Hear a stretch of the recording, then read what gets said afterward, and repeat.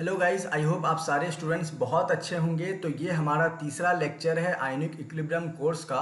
तो इस लेक्चर में हम लोग एक बहुत ही इंपॉर्टेंट कॉन्सेप्ट को समझने जा रहे हैं, जिसका आने वाले लेक्चर में भी हम लोग यूज़ करेंगे। तो इसका नाम क्या है? Common ion effect. देखिए, अभी इसके रिगार्डिंग मैंने आपको कुछ भी नहीं बताया, फिर भी आप इसके नाम को सुन के ना थोड़ा बहुत रफ आइडिया जरूर प्रिडिक्ट कर सकते हो। देखिए, आप कुछ ऐसा जरूर सोच सकते हो कि हमारे सामने कोई एक सॉल्यूशन हो, ठीक है, और उस सॉल्यूशन में जो है दो इलेक्ट्रोलाइट्स हो। इलेक्ट्रोलाइट्स का मतलब ही क्या हुआ? सॉल्यूशन में जाते ही आयनिक फॉर्म में डिसोसिएट हो जाए, ब्रेक कर जाए, ठीक है। तो जैसे ही ब्रेक करेंगे तो आयंस मिलेंगे, तो उसमें कोई एक ऐसा आयंस मिले जो दोनों इलेक्ट्रोलाइट्स में जो है वो प्रेजेंट हो, तो उसी को हम लोग क्या कहेंगे? कॉमन आयन, ठीक है। अब उस कॉमन आयन के कारण जो है उस सॉल्यूशन में कैसा इफेक्ट होगा, उसी को हम लोग आज के इस लेक्चर में जो है समझेंगे, जिसका नाम क्या है? Common ion effect. तो देखिए, जैसा कि आप लोग जानते हैं कि एसिटिक एसिड जो है, इसको ऑलरेडी एक्सपेरिमेंटली देखा गया है कि ये बहुत ही वीक इलेक्ट्रोलाइट है। तो ये जैसे ही सॉल्यूशन में इसको हम लोग कोई भी एक एक्वस सॉल्यूशन में पुट करेंगे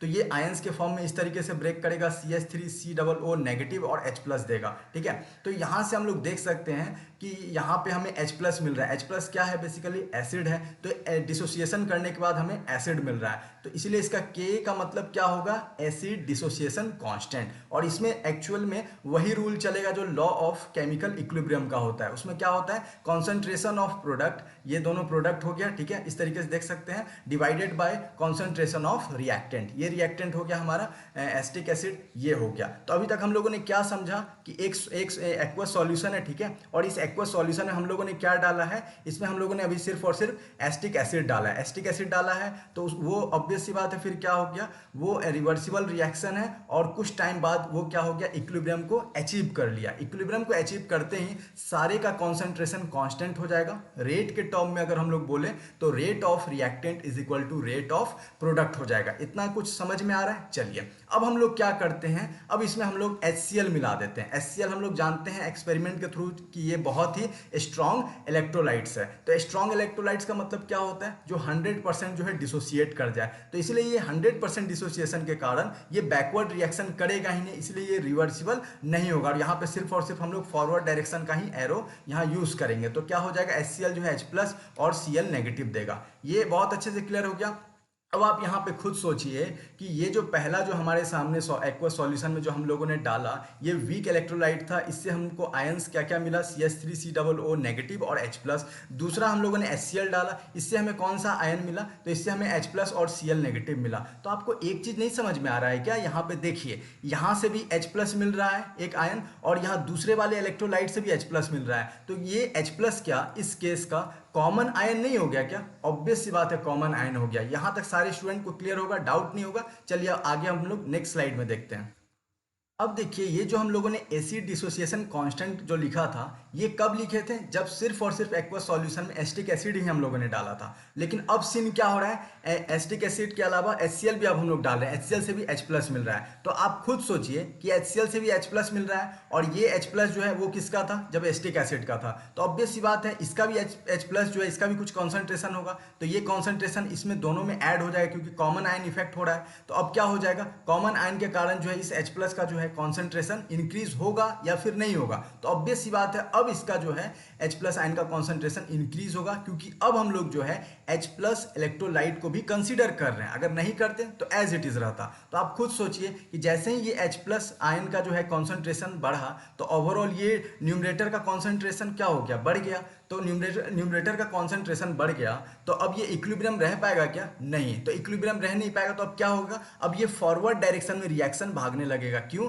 क्योंकि H+ का कॉन्सेंट्रेशन जो है अब बढ़ गया है। क्यों बढ़ा है? क्योंकि H+ एक और हमें HCl से मिल रहा है। तो ओवरऑल दोनों का ऐड हो गया कॉन्सेंट्रेशन, तो इस कारण ये कॉन्सेंट्रेशन बढ़ गया और इक्विलिब्रियम डिस्टर्ब हो गया। मतलब अब ये इक्विलिब्रियम नहीं रहा और ये फॉरवर्ड डायरेक्शन में मूव कर गया। तो आप याद कीजिए, अब यहाँ पे हम लोग क्या कर सकते हैं? तो यहाँ पे ऑब्वियस सी बात, हम लोग एक प्रिंसिपल यूज करेंगे, जिसका नाम क्या है? ली चैटेलियर्स प्रिंसिपल, ठीक है। तो ली चैटेलियर्स प्रिंसिपल करता क्या है कि अगर हमारे सामने कोई भी रिवर्सिबल रिएक्शन रहे, रिवर्सिबल रिएक्शन जो इक्विलिब्रियम को अचीव कर लिया हो, और उसके बाद जैसे कोई भी फैक्टर हम लोग लेते हैं, फॉर एग्जाम्पल कॉन्सेंट्रेशन हो गया, प्रेशर हो गया, वॉल्यूम हो गया, इसमें से टेम्परेचर हो गया, इसमें से कोई फैक्टर को अगर हम लोग इंक्रीज या फिर डिक्रीज करते हैं, तो क्या होता है? इक्विलिब्रियम डिस्टर्ब होता है। इक्विलिब्रियम डिस्टर्ब होता है तो अब फिर से इक्विलिब्रियम मेंटेन करने के लिए क्या क्या होता है ली चैटलर्स प्रिंसिपल के अकॉर्डिंग कि हम लोग उसके एंटी जो है वो काम करते हैं, ठीक है। जैसे अगर कोई टेम्परेचर बढ़ा, ठीक है, टेम्परेचर बढ़ते अगर रिएक्शन जो है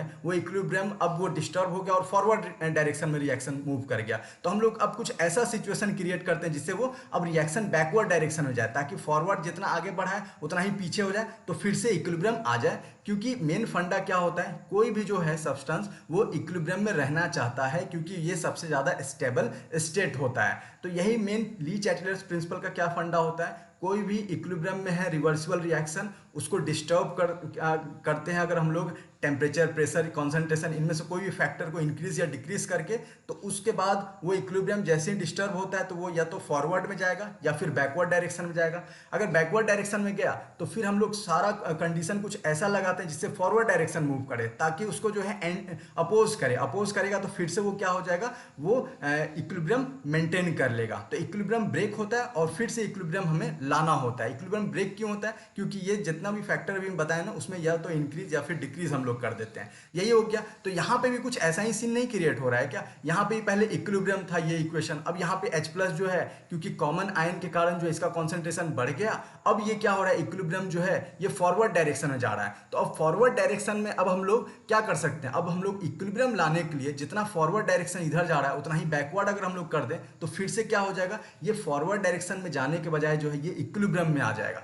तो क्योंकि अब यहाँ पे हम लोग फिर से एक बार फ्रेश से देख लेते हैं, तो ये कॉमन आयन के कारण जो है इसका कॉन्सेंट्रेशन बढ़ा और ये जो है इक्विलिब्रियम डिस्टर्ब होकर फॉरवर्ड डायरेक्शन में जा रहा है। जितना अब फॉरवर्ड डायरेक्शन में जा रहा है वो उतना ही जाएगा ना, जितना इसका कॉन्सेंट्रेशन बढ़ा है उतना ही अब हम लोग क्या करेंगे, बैकवर्ड डायरेक्शन में करेंगे। तो बैकवर्ड डायरेक्शन में उतना ही कर देंगे तो अब क्या हो जाएगा, फिर से इक्विलिब्रियम आ जाएगा। तो ये कैसे कर रहे हैं, तो ये ली चैटलियर्स प्रिंसिपल के अकॉर्डिंग हम लोग ये काम करने जा रहे हैं। तो अब बैकवर्ड डायरेक्शन में जाने का मतलब क्या है, तो आप खुद सोचिए, बैकवर्ड डायरेक्शन में वही जाता है जिसका क्या होता है, यहाँ पे डिसोसिएशन होता है, ठीक है। तो आप खुद सोचो कि जिसका डिसोसिएशन ज़्यादा होगा या फिर कम से कम होता जाएगा। तो आप यहाँ से सोचो कि HCl अपने आप में बहुत ही स्ट्रॉन्ग इलेक्ट्रोलाइट्स था, तो इसका 100% डिसोसिएशन होता है। तो क्या होता है, ये बैकवर्ड जाता है, नहीं जाता है। जितने भी स्ट्रॉन्ग इलेक्ट्रोलाइट्स होते हैं, NaCl हो गया, HCl हो गया, KCl हो गया, ये सब में आप देखते हो कि सिर्फ और सिर्फ फॉरवर्डेड डायरेक्शन में ही एरो जाता है, बैकवर्ड डायरेक्शन में नहीं जाता है। तो इसका मतलब ये हुआ कि जब डिसोसिएशन इंक्रीज होता जाता है तो ये बैकवर्ड डायरेक्शन में रिएक्शन नहीं जाता, ये फॉरवर्ड में जाता है। लेकिन अब हमें क्या करना है, क्योंकि इधर जो है इसका कॉन्सेंट्रेशन बढ़ गया तो ये फॉरवर्ड डायरेक्शन में जा रहा है, तो फॉरवर्ड को बैकवर्ड करने के लिए हमें क्या करना होगा, तो यहाँ पे हमें डिसोसिएशन को जो है वो क्या करना होगा, डिक्रीज करना होगा। तो अब हम लोग डिसोसिएशन को डिक्रीज करेंगे तभी जाके इक्विलिब्रियम फिर से मेंटेन हो पाएगा। तो यहाँ पे अब समझ में आ रहा है डिसोसिएशन डिक्रीज क्यों करना पड़ रहा है, क्योंकि सब कुछ तो सही था भैया, लेकिन क्या हो गया, कॉमन आयन H प्लस का जो यहाँ पे फंडा लगा ना, जिससे क्या हो गया, H प्लस का कॉन्सेंट्रेशन बढ़ गया और इक्विलिब्रियम को डिस्टर्ब कर दिया और वहीं से सारा डिस्टर्बेंस क्रिएट हो गया। और उस कारण फिर हमें ली चैटलियर्स प्रिंसिपल लगा के बैकवर्ड डायरेक्शन में उतना ही करना पड़ा ताकि इक्विलिब्रियम आए। और बैकवर्ड डायरेक्शन में करने का मतलब क्या हो गया, डिसोसिएशन जो है वो डिग्री ऑफ डिसोसिएशन डिक्रीज कर गया। क्योंकि अगर डिग्री ऑफ डिसोसिएशन 100% हो जाएगा तो स्ट्रॉन्ग इलेक्ट्रोलाइट्स हो जाएगा और वो सिर्फ और सिर्फ फॉरवर्ड डायरेक्शन में ही जाता है, जैसे जो अभी मैंने HCl, NaCl, KCl का केस आपको बताया।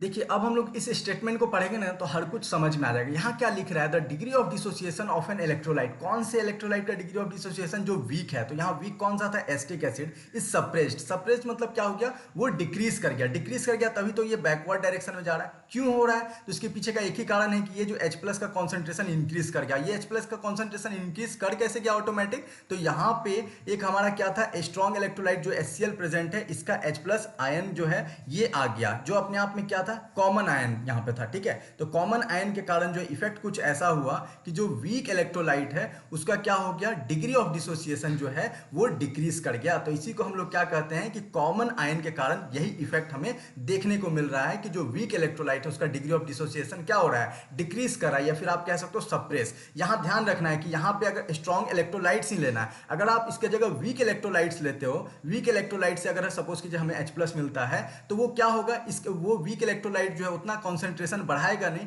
तो इस कारण जो है वो जो इक्विलिब्रियम यहाँ पे है ना वो मेंटेन एज इट इज रह जाएगा। जब इक्विलिब्रियम मेंटेन ही रह जाएगा तो फिर कोई इफेक्ट ही नहीं हुआ। इसलिए ध्यान रखना है कि वीक इलेक्ट्रोलाइट का जो है डिग्री ऑफ डिसोसिएशन वही डिस्टर्ब कर सकता है जो कॉमन आयन जिसमें हो वो एक्चुअल में हो क्या, स्ट्रॉन्ग इलेक्ट्रोलाइट्स हो, ठीक है। तो ये कॉन्सेप्ट क्लियर हो गया, ओके।